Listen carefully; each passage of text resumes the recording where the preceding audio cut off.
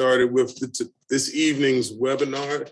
Today's webinar is going to actually consist of recovery. We're going to talk in regards to disaster recovery. So good evening and welcome to Creating Resilient Communities, which is a webinar series that we have been conducting here with the Prince George's County Office of Emergency Management. We're so excited to have you join us for our 4th episode of the series. I want to take a few moments to give some basic housekeeping rules before we get started. We do ask that you remain on mute during our presentations. While we do want this webinar to be as interactive as possible, our presenters have worked hard to prepare and have lots of great information to share with you. If you hear something that you find interesting or you have a question, please give us a thumbs up or put your comments in the chat. We want to hear your thoughts, and we will have a question and answer period at the end of the presentations. We have a packed agenda, so let's go ahead and get started. We'll begin this evening with remarks from Mr. Joey Henderson, who serves as our Manager of Preparedness and Outreach. Mr. Henderson, will you please unmute yourself and step into the virtual platform? Thank you, Rashid. Good evening, everyone. On behalf of Director Ronald Gill, I would like to welcome you to our 4th Creating Resilient Communities webinar series. So far in this series, we've discussed preparedness, mitigation, and response. However, one of the most important phases is recovery. Another way of looking at recovery is how quickly can we return back to normalcy? Currently, some of our Maryland residents are trying to put their lives back together. Tropical Storm Ida passed through Maryland several weeks ago and caused tornadoes in the city of Annapolis, Anne Arundel County, and Charles County. We've had to watch in the news how many businesses and residents have tried to recover from the effects of an EF3 tornado. This evening, we are excited to once again have Ms. Joy Hackett, the Maryland Insurance Administration, to discuss the roles of insuring and recoveries from a disaster. We're equally excited to have Mr. Hassan Balhardar in emergency planning from the Office of Emergency Management, who will discuss disaster recovery. In closing, I would like to take the time to thank the preparedness team, Ms. Taylor Brown, Daryl Smalls, Hassan Balhardar, Shelley Gooding, and Rashid Plummer for their hard work in putting this webinar series together. I also like to take a minute to say thank you to Ms. Hatchett for her continued partnership with Prince George's County, and I look forward to working with you and the Maryland Insurance Administration in the future. Back to you, Rashid.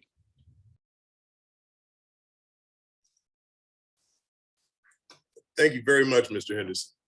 We will now move into our special presentation for the evening. Our first presenter is Ms. Joy Hatchett, who serves as the Associate Commissioner with the Consumer Education Advocacy Unit for the Maryland Insurance Administration.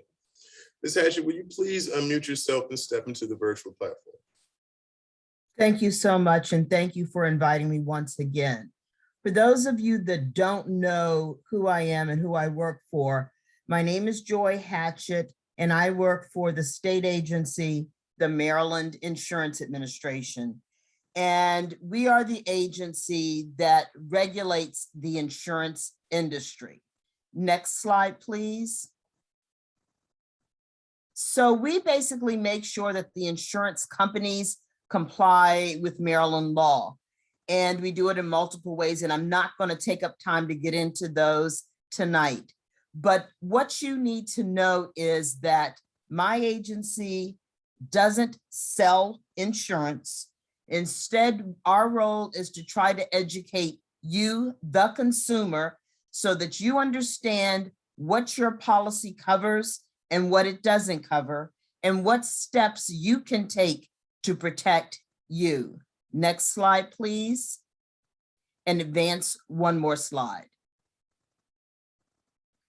So here, what we're focusing on tonight is if this happens to your home or your business, any of these things, what will you do? Will you be able to recover safely from these events? And a disaster, while we talk a lot about Ida, major hurricanes, or things like that, as you see in that bottom corner, A disaster could also be a fire. Next slide, please. And so it could be a fire or a storm that basically impacts where you live, including an apartment complex, or it can be your business. And if you don't take appropriate steps, you won't be able to recover. What we hear frequently, both the emergency managers and my agency, is if something bad happens, the government will take care of me, the Red Cross will rescue me, somebody will put me back. And I'm here to tell you that's not the case. There may be some funds that might be available, but in many, many events, you're basically going to be required to rebuild and recover yourself.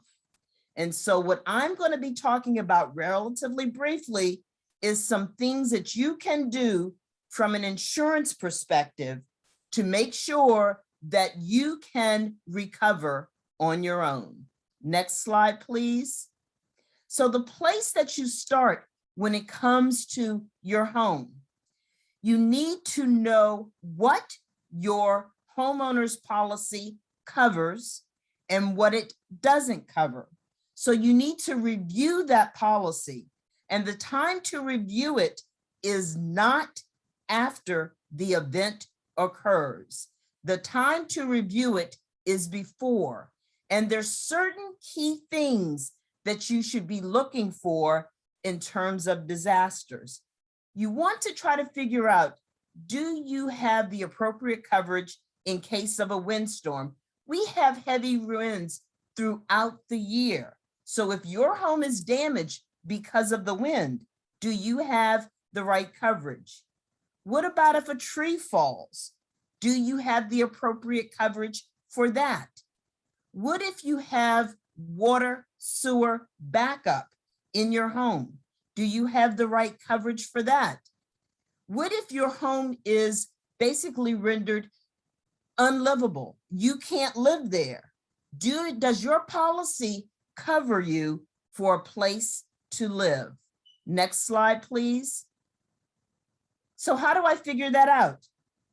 Every year, your insurance company sends you something called a declaration page. Now, this is just a sample of a declaration page, but companies, they look different depending on the company. But what the declaration page does is it tells you the types of things that are covered and what your deductibles are, how much coverage you have. All of that information is found on that declaration page. Now, sometimes you may get it and you don't understand what it means. What you should do is pick up the phone and call your insurance company and say, I got this piece of paper, explain it to me, go over it with me. Now, I know a lot of people are very busy. And so they get mail from the insurance company and they just throw it in a drawer. I tell people, these are love notes that the insurance company is sending you. And they're sending them to you, not out of the kindness of their love of for their customers. Essentially, it's telling you something has changed. And these are the important things that you need to know. So you need to open that envelope, read it, and understand what in your policy is covered and what's not covered. Because the first time you see something that's not covered should not be when you have a claim. And let me give you a perfect example. A few years ago, one of the major insurance companies changed the terms of their deductibles. This particular insurance company for years had a flat deductible, either a $500 or $1,000 deductible. Well, as I said, about 5 or 6 years ago, they went to something called a percentage deductible, meaning that their deductible was a percentage of the amount of your coverage. So if you had a loss, instead of paying that flat $500 or $1,000, you could have very well owed $5,000 or $10,000. And if you didn't have the money for that deductible, so sad, too bad, your repairs were not going to be made. So those are the kinds of things you need to know up front. Next slide, please. So once again, make sure that you have enough coverage to repair or rebuild your home. Talk to your producer or your agent about making sure that you have the appropriate coverage. Anytime you make major changes to your home, adding on a deck or another room or putting in really nice flooring or cabinets, make sure that your company knows that. Now, they may charge you additional premium, but if they don't know it and your home totally burns down and they haven't been collecting that premium, you're not going to get that additional add-on on your policy because it's not going to be covered. Next slide, please. And then know the difference between actual cash value and replacement costs. Replacement costs ends up costing the homeowner a little bit more than actual cash value. But if you don't have replacement costs, you're not going to get enough money to rebuild your home or to replace your items. So make sure that you've got a replacement cost policy or that you set up aside enough money to rebuild your home. Next slide, please. So there's certain things that your homeowner's policy does not cover. And the primary thing that people need to understand, homeowners insurance does not cover flooding. And you will have to purchase a separate policy to actually have coverage for a flood. Well, people will say, well, I don't live near a river or a stream, so I can't have a flood. If it can rain at your house can be flooded. Flood happens anytime water seeps from the ground into your home. So if we have a heavy rain and that heavy rain comes from the ground into your home, that's flooding and that's excluded from your homeowner's policy. Next slide, please. So what you'll have to do, let's go ahead and forward another slide, is know that and then determine whether you want to purchase flood insurance. And we'll talk about in a second where you can purchase flood insurance. But that doesn't mean that all water damage is excluded from your home. So if water comes from the sky and it comes in through your roof and you've got a roof that is in good repair, then generally speaking, that type of water damage is going to be covered under your homeowner's policy. Or if you have a pipe and there's a sudden and accidental bursting of that pipe, and the key word here is sudden and accidental, generally speaking, that will be covered under your homeowner's policy. But if that water comes from the ground into your home, no coverage. Next slide, please. And so this slide really just explains what flooding is. It's that general condition of water entering your home from the ground. Next slide. And the other big area that might be covered under your homeowner's policy is if you have water or sewage that enters your home through a pipe that normally would take the water out. So if you have a drain in your laundry room, and normally that drain takes the water out from the laundry area outside, but because of a backup, you either have water or raw sewage that enters your home, that would be considered water sewer backup. And if you have the appropriate homeowner's policy coverage, that will be also covered by your homeowner's policy. However, the amount of coverage that's available is going to be totally dependent on you. First of all, the companies have to offer you that coverage, but you make the selection as to whether you're going to purchase it and how much you're going to purchase. So people always ask me, how much coverage do I need? Well, here's the question. If you have raw sewage that enters your house, how much money is it going to cost you to clean that up? A lot of people will start out with $5,000 worth of coverage. And my question is, can you get that cleaned up and the repairs made for that $5,000?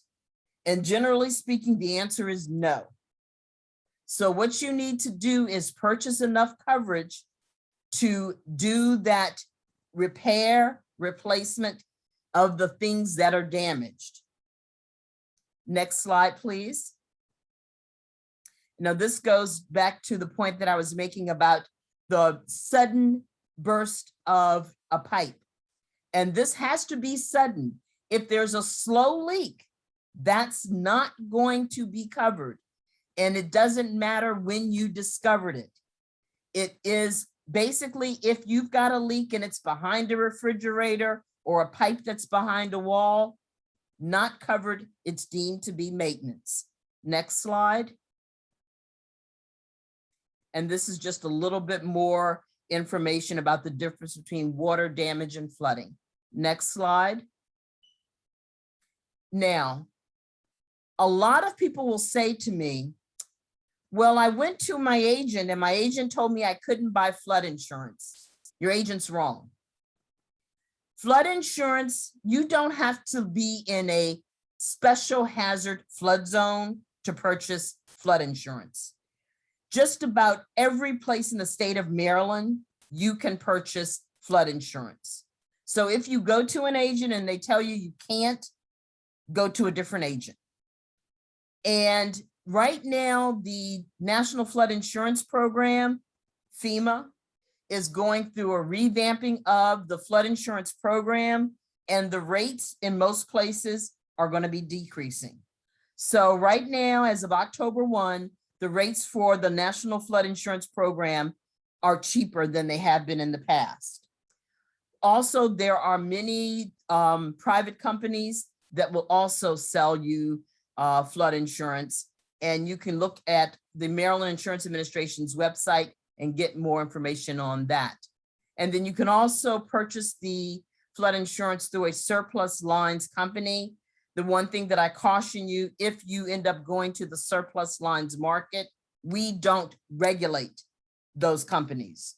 So if you have a dispute with a surplus lines company, we have limited ability to assist you with that. Next slide. So a lot of the things that I talked about with the homeowners also applies to renters. Now, as far as the structure, no, you're not going to be buying as a renter insurance on the structure, but it's insurance on your stuff, your clothes, your furniture, your electronic devices. So you want to have a renter's insurance policy. And do not think that a landlord's policy is going to cover you. And those of you that happen to have kids away in college, sometimes if they live in like a dorm or on campus, a lot of times your homeowner's policy will cover their stuff. But if they're living off campus, you really need to talk to your insurance company, because there are many times that that's not covered. And I can't tell you how important it is to have a renter's insurance policy. We've been hearing more and more about these fires that have been happening, and people are displaced, end up with nothing and no way to recover. Next slide, please. Same thing about flood insurance. As a renter, you can buy a flood insurance policy. Next slide. And where I'm going to sort of bring this to a close is making sure that you have the right insurance company or insurance coverage for your automobile. If there's a flood or you have in a collision with the animal and you don't have full or comprehensive coverage, your insurance company is not going to pay you to repair your vehicle. So don't forget about getting the coverage to repair or replace your vehicle. Next slide. And then this is just some more information about what happens if a tree falls on your vehicle. Once again, if you don't have full coverage, your insurance company is not going to pay to repair that vehicle. Next slide. Same thing, more information about your automobile. Next slide. And that's it for my presentation. And I'm not sure, I think you guys want to wait until the very end so we can ask questions at that point. But here's all of our contact information. And we've got lots of information on our website. And we're also very, very active on social media. Thank you.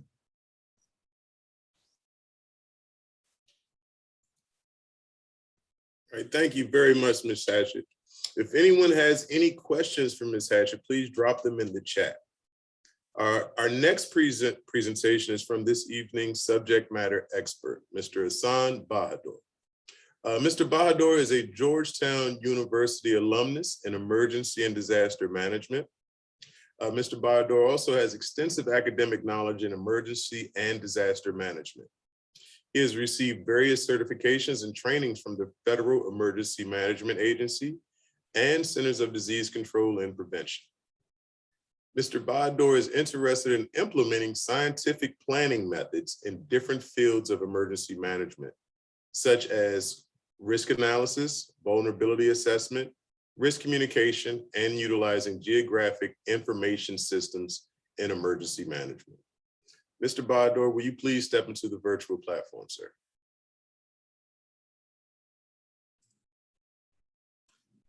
Good evening, everyone. My name is Hassan Bahadur. I'm a planner with the Office of Emergency Management, Office of Homeland Security. And today I'm going to talk about the disaster recovery. So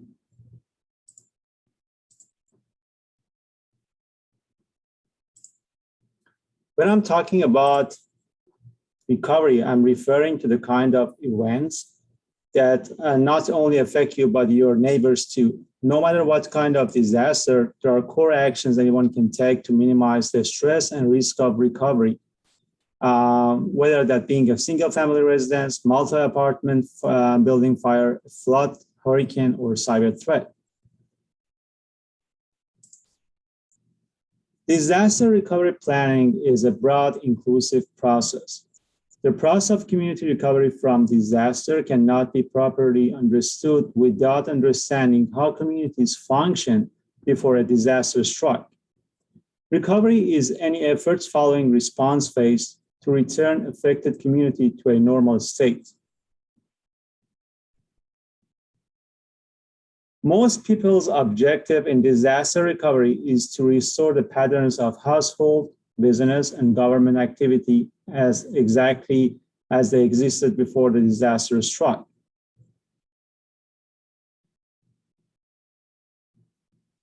Recovery has both physical and social dimensions rising from the physical and social impacts. This said, disaster recovery includes actions taken to cope with casualties. Households must find emotion-focused strategies for dealing with loss of effective support from loved ones, as well as problem-focused strategies for coping with the loss of physical resources needed to generate an income, manage the home, and take care of children.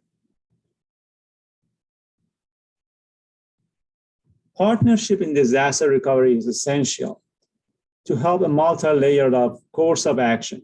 All successful disaster recovery indicates that partnership will expedite and enhance the recovery.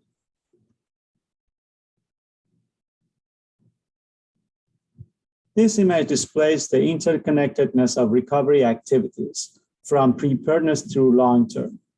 As you can see in this picture, there are some overlaps among all the recovery phases.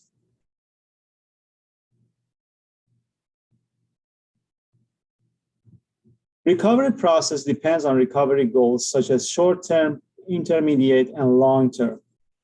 There are multiple examples of each recovery goals in this slide.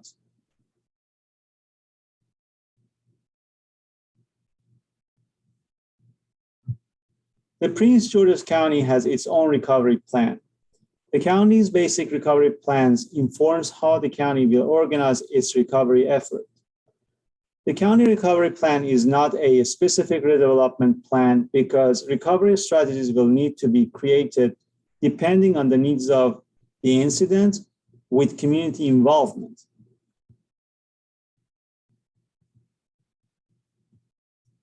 Personal recovery can be emotionally and physically overwhelming.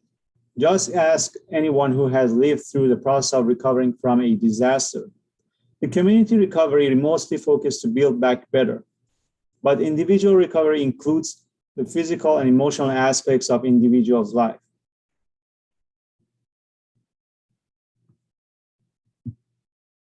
Successful recovery depends on various elements such as community preparedness, available resources in the community, insurance, access, and functional needs. What other elements should be considered for the recovery process? Please provide your answers in the chat.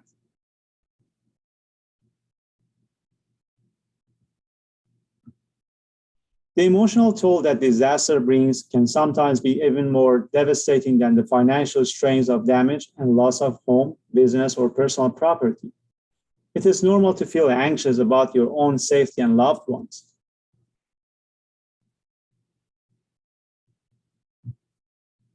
It is common to feel stress symptoms after a crisis. For those who have lived through a natural or human-caused disaster, the anniversary of the event may renew feelings of fear, anxiety, and sadness. Certain sounds, such as sirens, can also trigger emotional distress, and these and other environmental sensations can take people right back to the disaster or cause them to fear that it's going to happen again.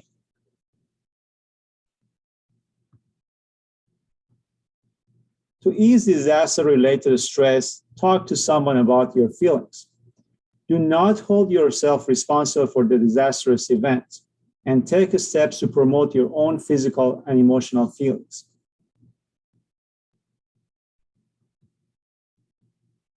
Know that disaster recovery officials may only allow persons to access their homes for a limited time.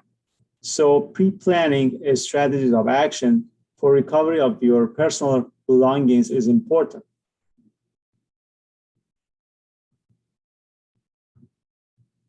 You need to take an inventory for your belongings for your personal disaster recovery. This will be extremely helpful when filing insurance claims. You can take photos or use an app to do the inventory. In the next slide, you will see an example of an inventory application. This is an example of an inventory app for business and home inventory. There are other applications that you can search and use them for purpose of the inventory.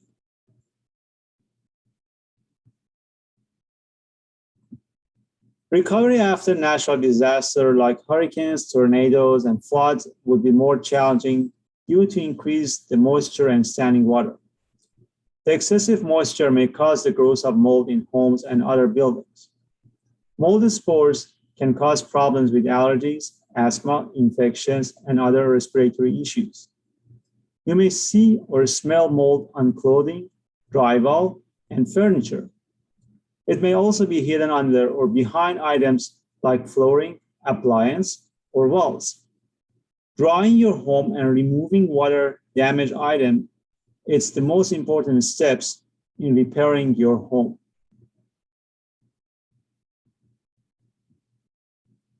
Mold removal would be difficult or dangerous, so it may be best to get help from a professional. If you must remove the mold by yourself, follow these steps.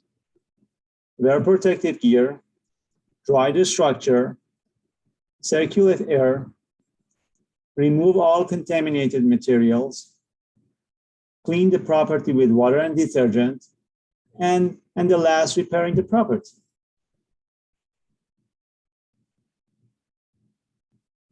The nationwide attention to mitigation, sustainability, and disaster resilience all add to understanding of recovery, or at least to understanding of how to reduce the challenges of recovery.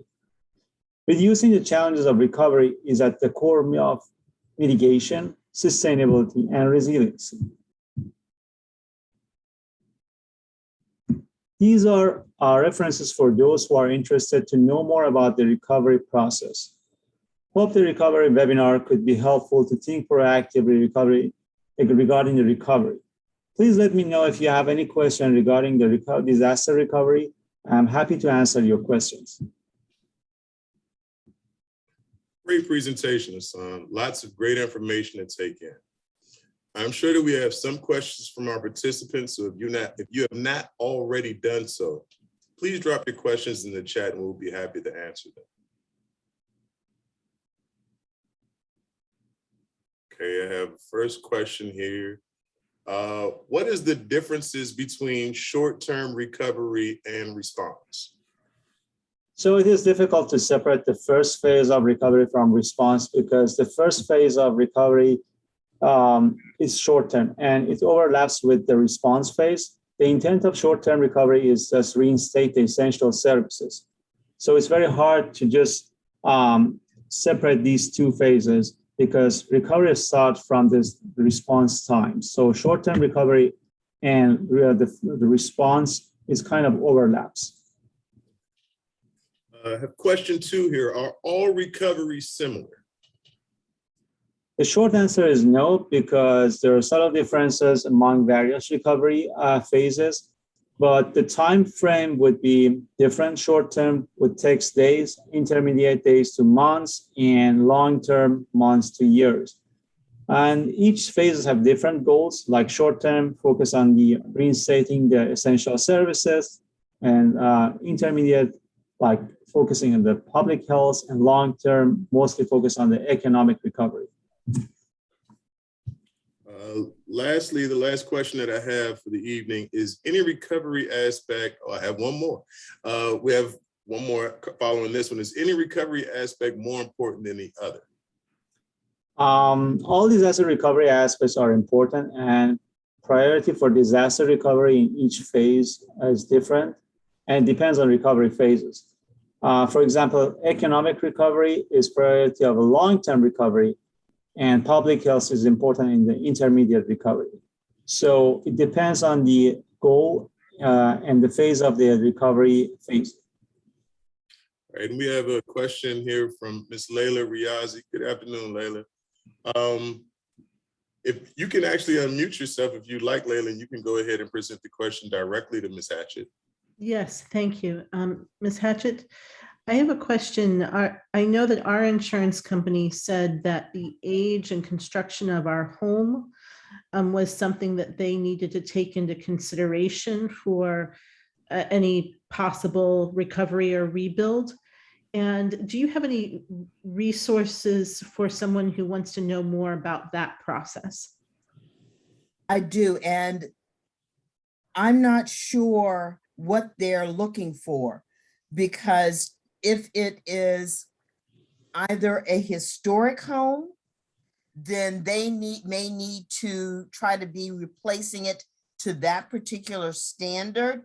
And there's certain rules that apply to that.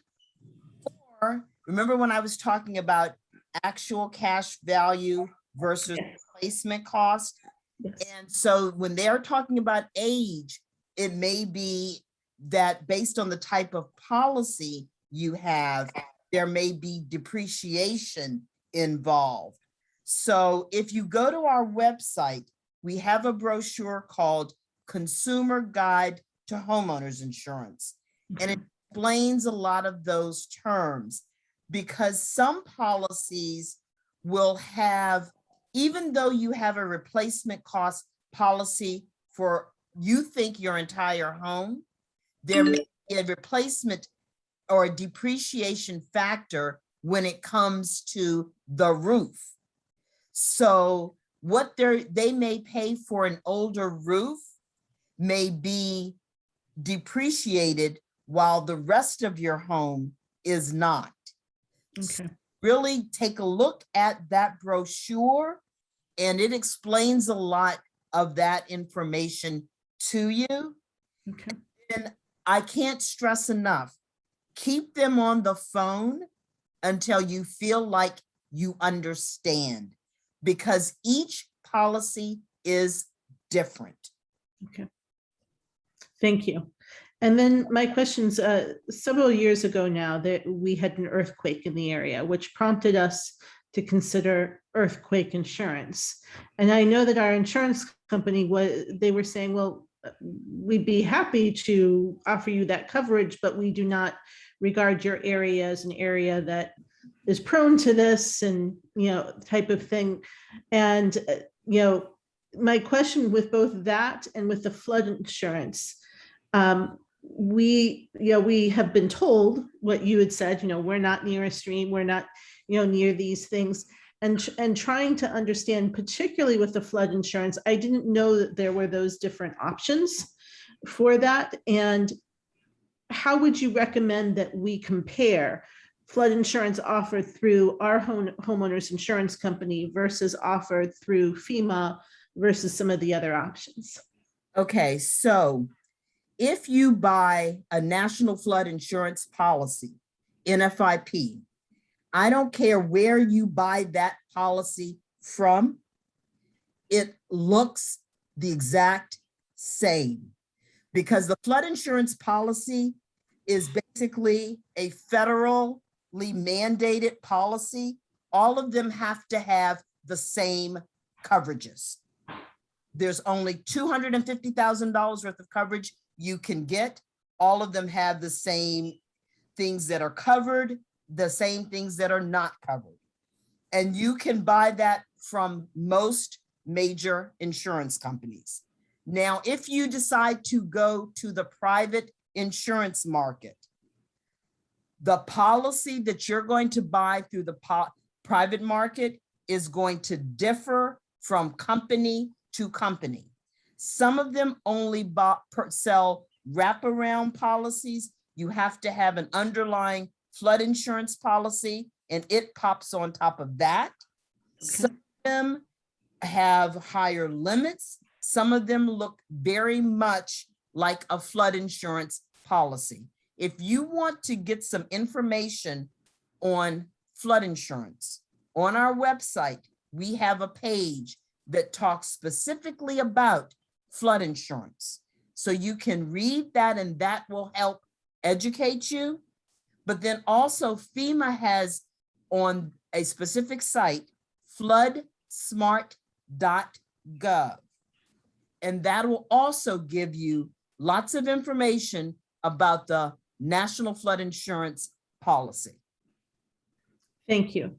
And my last question that I think is related to flood insurance. I know my biggest fear in a flood is for our home would be pressure on our walls and a collapse, let's say within a basement wall or something like that. Is that flood? Is that something else? Is that an area where there's a gap and no coverage?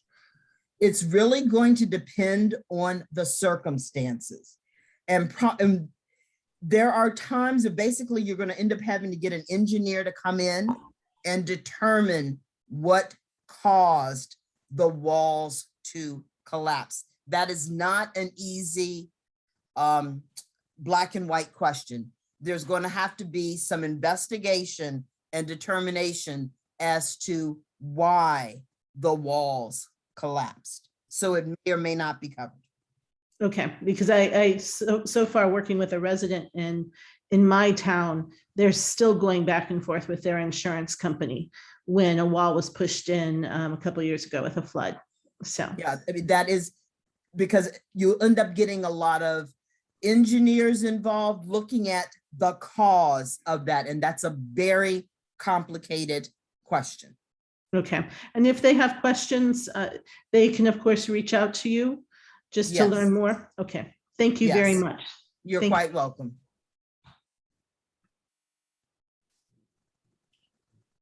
Do we have any other questions at this moment? All right. We're going to go ahead and close out this webinar. This is our final webinar presentation for the 2021 calendar year. We do hope that the information that we have shared has been informative and helpful.